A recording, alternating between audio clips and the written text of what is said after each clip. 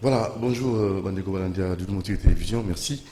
C'est plus beaucoup de Nabino, les autres bêta. C'était, premièrement, on a en Italie, prestation de serment, en fait, à bureau à Kadima, et les lots vous êtes tous sans ignorer, l'information on a, tous ma qualité invité dans Bissau, et tout, seulement manqué dans le report. Appel, parce que vous savez, Matata Pono, qui nécessairement Zara qui déjà devant la cour et reporté en gros. Conforme il est condamné à 8 ans de prison pour une agression sexuelle. Tout pour mes copains c'était en gros et tout pour zonga peut-être moi mouké na de ko ba osa analyse na likambo ba doctorat de ko na biso. Félix Antoine Tshisekedi, le président de la République, a commis docteur, et Kabila, l'ex-président, il n'est pas commis docteur, alors tout le monde sur l'appel du Cambois, parce que ils ont fait polémique, qui na population congolaise de façon générale. Bonjour, Nabi Okito. Bonjour, Ngonanga de Domotire. Bonjour, bonjour, Nabalandi Nabiso Nyosa Banda, Wisiga Tuboali, Tokoti Nabanda, Nabiso Sakobeta Kokoro, mais quand même Tokoti. Tokoti Nabino et Longo. Tout ça Longo, mais tu as appelé sur la bloc, bloc patriotique, bandeko église catholique, ECC. Parmi ça, là, on a parti politique, pour nous mais là. Dépolitisation, il y a CENI, donc Bloc Wana, Martin Faïdou, FCC, ensemble Moïse Oiseau, le Katumba Lobiaza, na quantité, il faut appeler sa position après concertation, na parti politique, na politicien, na Kin Awa, et tout le monde. Très rapidement. D'abord, Kofi, 8 ans de prison. 8 ans de prison, ça arrive, c'est la vie des hommes. Réellement, il y a un souci pour Nabiso Banamongo tout, pour Kofi fait un de nous.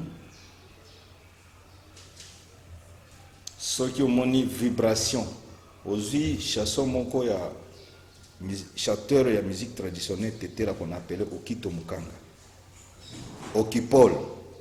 La chanson Okipol, le rythme que ce monsieur a fait, c'est le rythme que Kofi a pris. Des rythme à quartier la terre. Oui, mais c'est bon. C'est bon, il y a des chansons traditionnelles. Et ah non, il y a des. Okipole lambo komale, okipole lambo komale ndende, onojuma olunga kombe dan zwa batterie. Et ça na chanson wana, c'est le batterie des quartiers la terre. Vous comprenez? Alors, Solandi, la façon de chanter de Kofi Olomide et le savoir-faire. Mission. À Kofi il y a 2 ans. Okito Mukanga. Okito Mukanga. C'est ça son nom. Alors, c'est lui le père de rythme de quartier latin. Les lois qui étaient dans l'église chrétienne. Il y a des chants dans l'église qui ont le même rythme. Et outil source. Rappelons. Okipole lambo komale, okipole lambo komale, okipole lambo komale, okipole lambo komale dende, onotima olonga kombe, et vous comprenez, zoasiko batterie et zalina chasoana, c'est cet rythme-là. Orchestration. Ah, orchestration wana batterie wana nde Kofi Olomide azwa ngona lingala siko toleka. Vous comprenez? Et pesi qui m'ont pas onaye jusqu'aujourd'hui.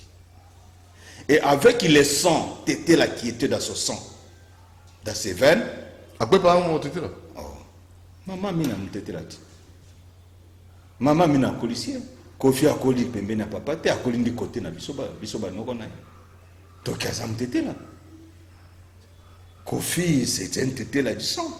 Maman mina parlait tété là, il vendait des papiers si à super wax na marché, à mon tété ebi. Maman mina c'est tété là de Lubef. Les mêmes provinces avec Luambo, les mêmes provinces avec Papa Wemba. Vous comprenez? Donc Kofi Olomide, donc quartier la terre rythme à quartier la terre lelo bato oui, agression sexuelle, oui. Et ça combat contre les culture nabiso. Il faut analyser, hein. Oui, acte, oui, pour le bien agression à Sali, voilà, c'est bien, oui, oui. Mais en termes clairs, le conseil est interdit, et musique nabiso, ils ont quitté et qu'est-ce que nous pouvons faire, hein? La puissance culturelle, je vous ai dit que la culture congolaise est la culture la plus riche du monde. Et le monde entier, surtout les Africains.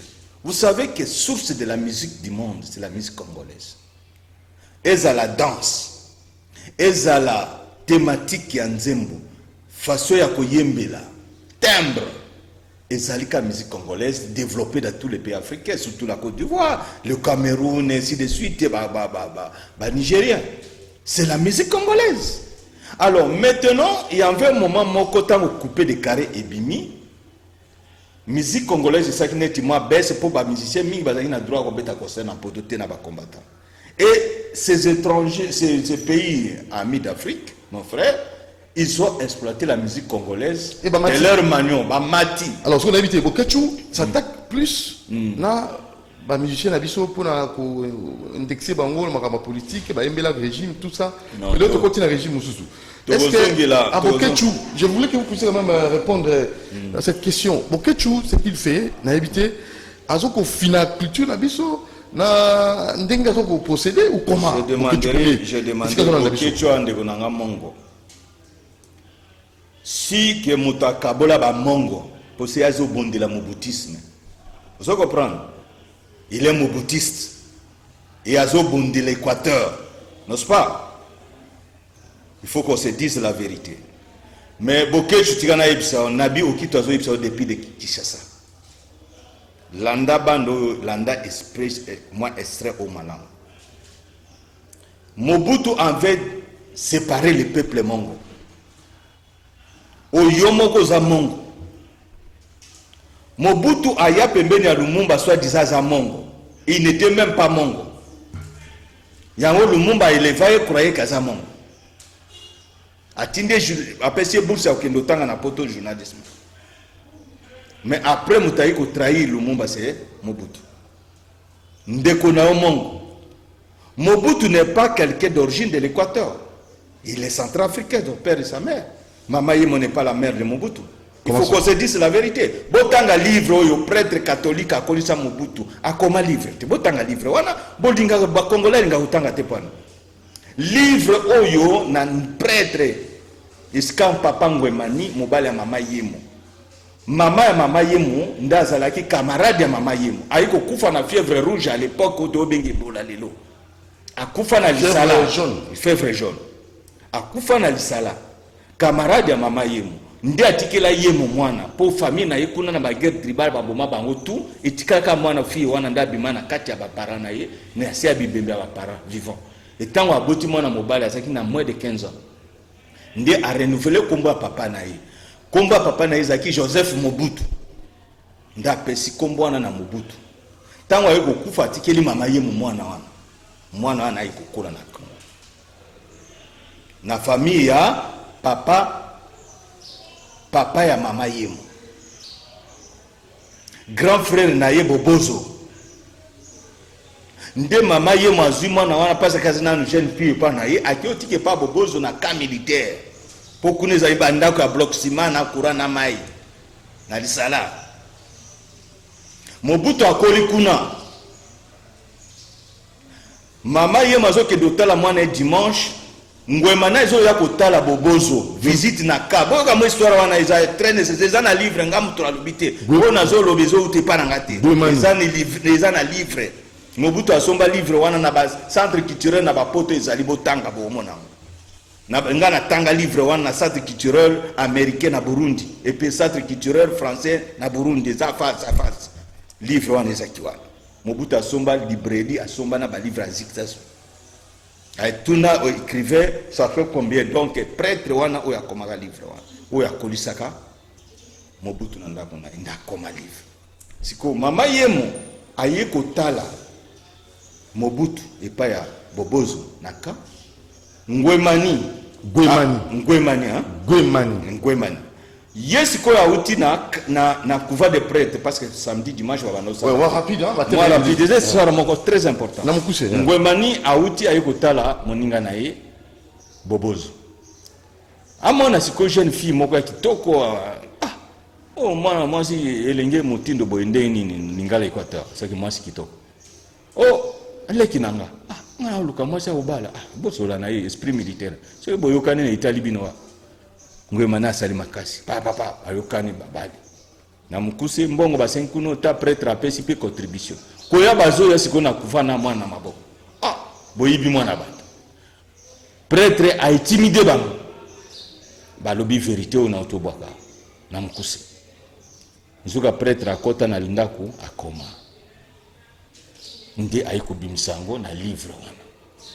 À l'âge de 17 ans, Mobutu a eu vélo à prêtre wana à la ligne RA sieste 12 à 14 heures. 14 heures, moi les quart, prêtre à la Mugaboy, vélo à terre. Na suivi lo, on va Mobutu azate. Ba luka boya, ba okuta na cité, ba bensane menacer Ngwemani kolongwa na musala. Nde sikoyo Ngwemani ayiko kuta ba zo luka ya kuzwa na cité azo sala na zelo na vélo. Ko beta kama pas aki makila na été azoka menga tango na tangi livre wana ki otala bibota na se lisu ya Mobutu na droite na photo na portrait na wana bomona za na cicatrice awa des jours azwaka vélo ya prêtre wana na betaki Ngwemani papa Ngwemani bon, histoire bon les histoires moi mukuse mais na kati na mukuse prochainement mais mukuse zandeni en vérité bokechu yeba ke Mobutu azaki ya bisote. Arrête. Alors maintenant, à diviser Bisoba Mongo. Alors, yoko défendre Bisoba Mongo ou bien défendre les étrangers. Alors, aux hommes boutistes, mais tika kokota contre les artistes congolais. Musiciens nyonso, yo pose qui musicien mobeti mbunda na kisasa. Monsieur Bokechu. Oze mobeti mbunda. O bando yembela ba musicien, o bando yembela ba politicien. Siko baninga ba yemba mabeza wapi? C'est toi qui fais la fête. C'est la partie politique et à Congo. Tu es musicien basa libre. C'est pas normal. Comme sur l'omide, Nzamba Zanayo, Tokobunda, gouvernement Pekota Masolo, Ndenge Kaka, Bakota Masolo, Papa Mba Okobima. Docteur Étienne, excusez-moi, docteur Félix Tshisekedi, personnellement Étienne Tshisekedi, le Lazare docteur, en Israël, comme docteur. Docteur Kabila, donc des docteurs. Oui, bien sûr, parce que le problème est de rester croiser les bras. Croiser les bras, c'est mauvais. L'étude n'a pas de fin. On étudie jusqu'à, même à l'âge de 80 ans. On peut continuer à étudier. On ne peut pas rester croiser les bras. Et s'il a pris son temps d'étudier, même par correspondance, c'est ça qu'il y a d'études. Ok? Parce que les gens veulent toujours que nous avons une université, une université. Non, l'étude n'a pas de fin. Est-ce que par correspondance, vous avez raté? Est-ce qu'en ligne, vous avez raté? Professeur,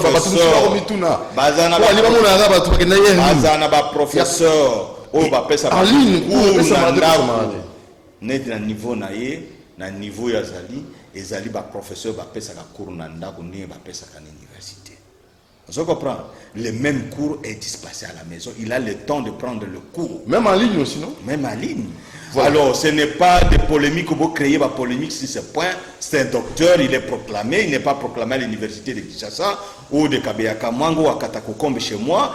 Il est proclamé en Israël. Voilà. Alors, toquer rapidement, bloc patriotique, télémélie, dépolitisation, télémélie, politisation à Séni. Donc, il faut Séni comme à dépolitiser.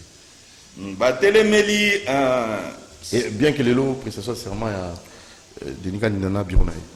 Oui, c'est le son. Oui.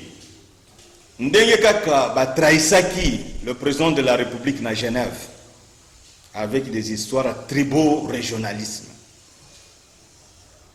Ba kotoyo pangi ya mulu, kotoyo si batoto ya mama. Ils ont trahi Félix Tshisekedi na Genève. Kuna ezaki dépolitisation te.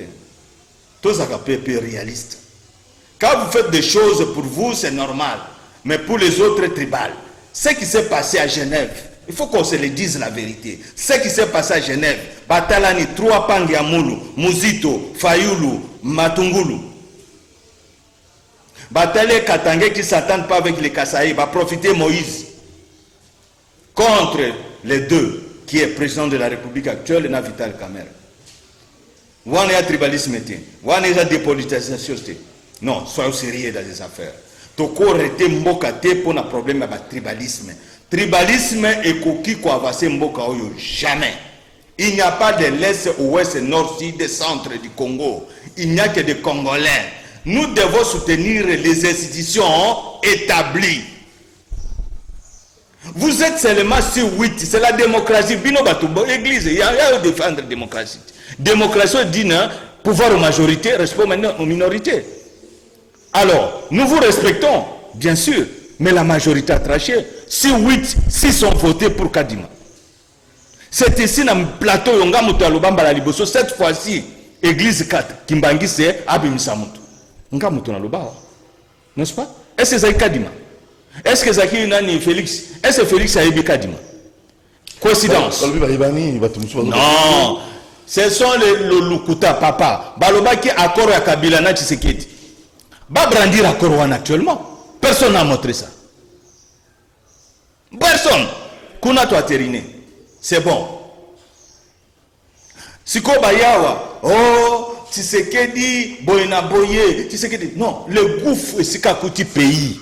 Et Sika Kouti pays, c'est pour qu'il voyage beaucoup pour Nakoluka.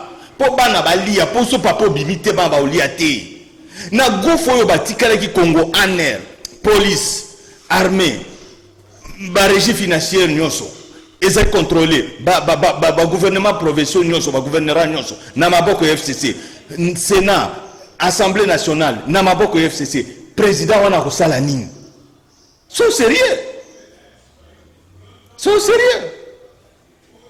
donc abundi mwana mobali wana po azoluka abimisa Congo na gouffre donc biso ba congolais il faut soutenir des institutions établies qui est le président de la République et les institutions établies. À ce moment-là, ezali façon to kozala ka coloniaux ce changement de régime, to soutenir le baoba koti fayula ko ya lobby, to boyete mwanamboka akokoma président lobby. Akozana besoin ya soutien à tout le monde. Fayula ko koma président jamais ce qui ka bandu no ba Congo ba voter. Akole ka président. Si 80 ou 100 millions de Congolais estimés actuellement. Kinshasa en a 15 millions. Zouabandundu, Congo central, Tobakisi 2 millions, Basali 10 millions. Par exemple, 12 millions. Les restes, il y a millions, 90, 88 millions de Congolais dans la province.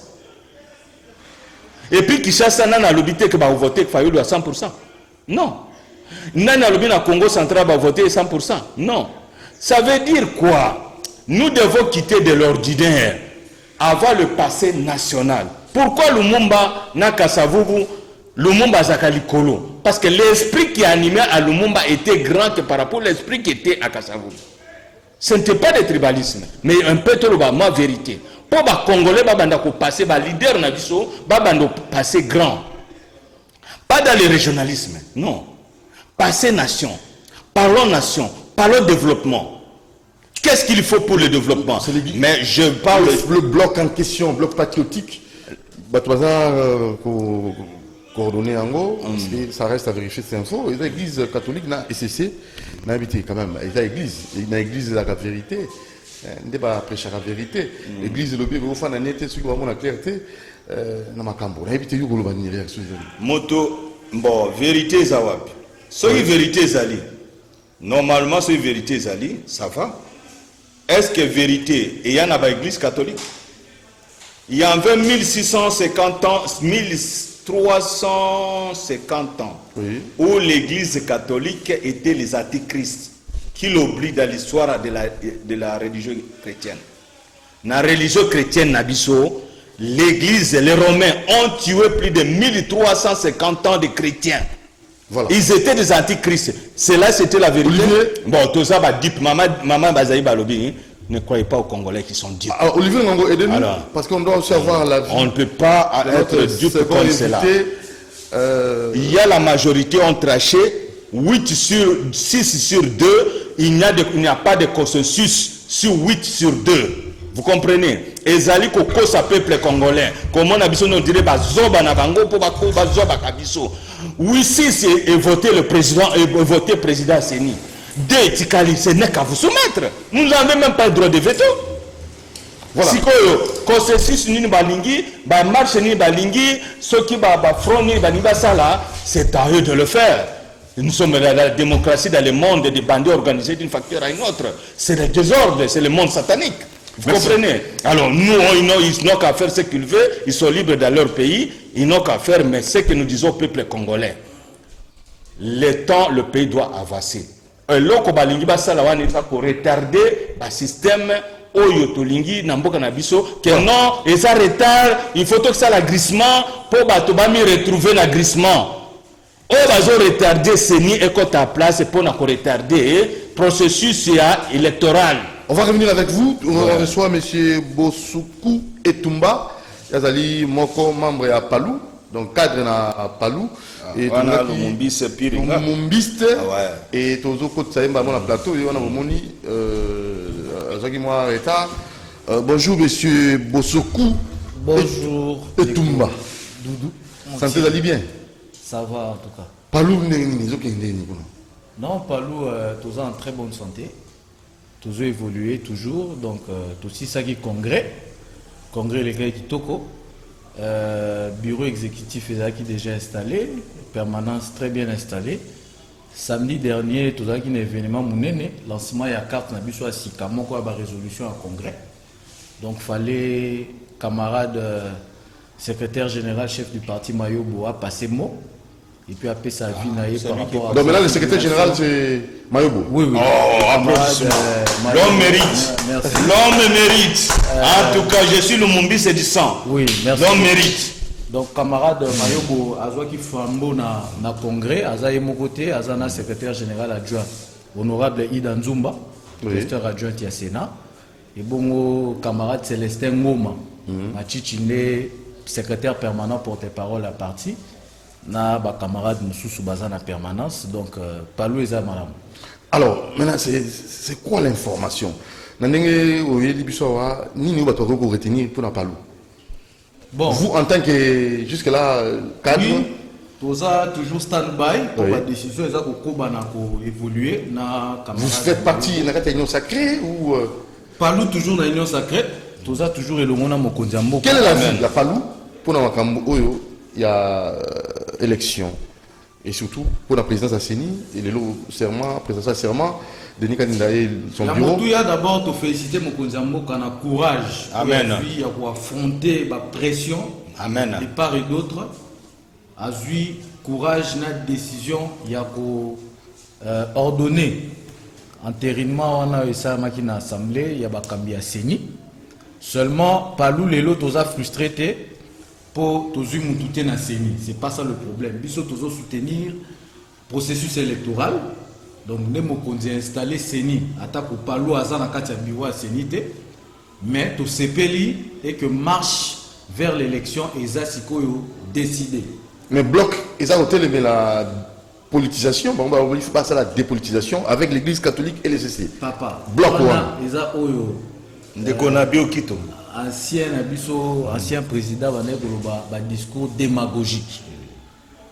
Comment yo koloba Seni za la dépolitiser? OK, baso yo kayo baso beto yo maboko pe na ba oyo balandaka makambo zoloba, mais organisation élection eza politique. Hein? Est-ce que Seni eza pour voter ba pasteur? Tu voter ba prêtre, tu voter ba catéchiste? Seni eza pour organiser élection, il y a ma politique. Génie Congo. Eza makambu ya politique. Discours baye na lelo. Eza matraquage. Pourquoi basa ki ngolo bitena de Kokabila? Kuna eza ki version mususu. Lelo yo pe bazulu kabatia mona mboka Félix Tshisekedi. Alors l'Église catholique et l'ECC baza pour le développement en mboka où ils viennent toujours contre. Bon, moi vraiment à mon avis sans parti pris. Bisonyo sotoza ba Christ. ECC eza lingoma munene catholique peza lingoma munene.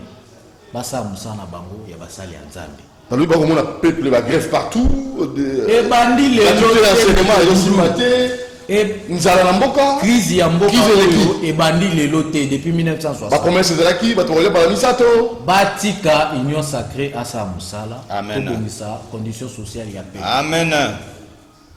Élection, et qu'on y a na minute toujours travailler pour la situation sociale en Boka et Bonga. Yo zo mona ndenge l'état zo ça exploit na ramassage à la recette. C'est vrai que moi tout mon amour les exact pour to comptabiliser nous so wana pour na année prochaine.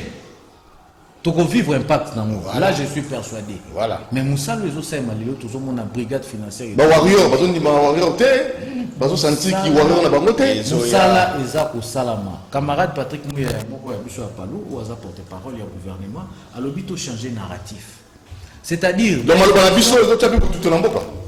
c'est ça. Topé ça courage na ba obazo kamamboka. Amen. Ba sali nzambe to sambela pona ba kambia. Amen. Boke ke liboso. Mais soki tozo popolama puta eza mboka na biso ndeko ke liboso te.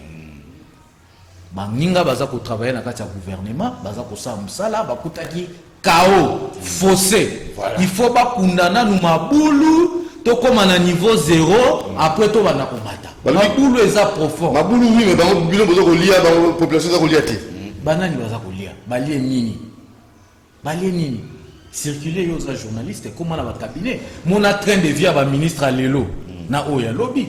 Moi, j'ai un jeune frère qui est dans la gestion de la boîte de nuit. Tout ça. FC en tout cas, vieux régime à Lelo.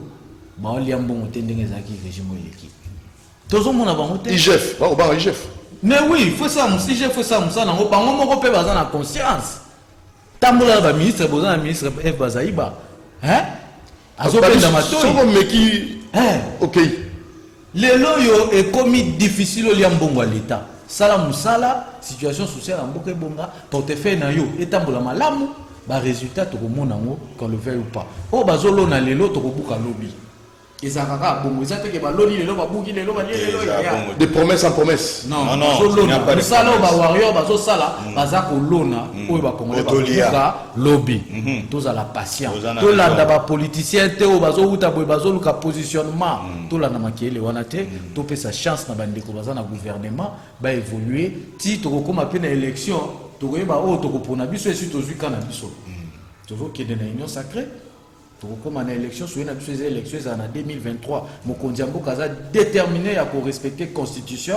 Dans l'élection 5 ans mandat. Alors, Radio Sovalandu à Palou, monde entier, Batalio, on a invité M. Bossoukou, au Balango Nini, pour la Italie parti Palou. Non, mais Palou, Ndeboyebi, Palou et Zaka Abemoko, Palou, Toza Koba, Toza déterminé à accompagner Mokonzi Mboka. Tous en a casquette et belleté, tous le capé positionnement, tous le cap poste.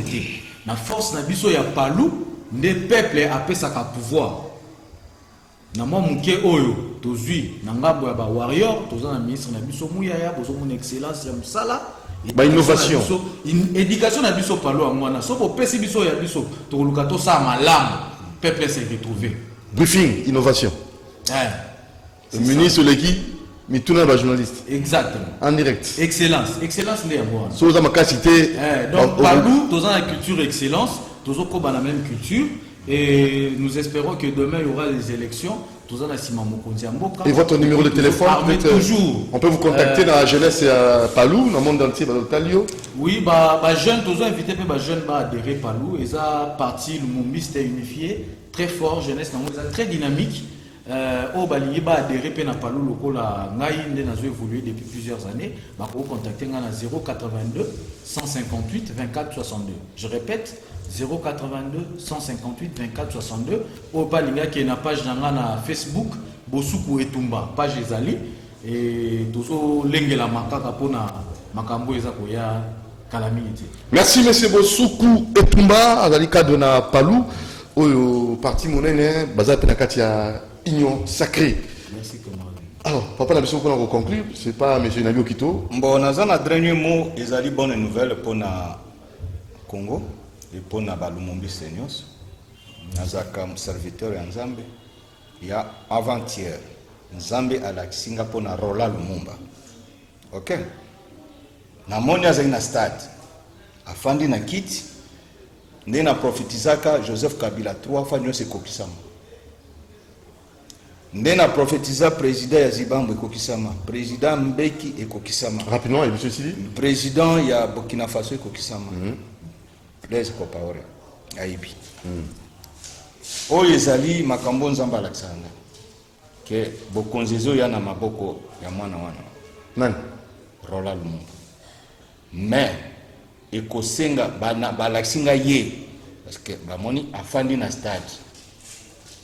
Azabo ya zena mandefu akati mandefu te. Afandi siko bato bazaki mingi te mais na stade. Ekosenga ni ça? Siko balobi boy. Tango ba weshi ndeko na ye wana afandi wana. Na bio kito ndeko na ye wana. Na ye pembeni na ya ibisinga ka fana pembeni. Tango na sisi likambana situ. Ndio na mituni nzambe. Oyo lebi nanga nini? Pour tant on a comme un président immeuble présidentiel, je vis que la même chose va y l'accent qui t'a offert de même façon.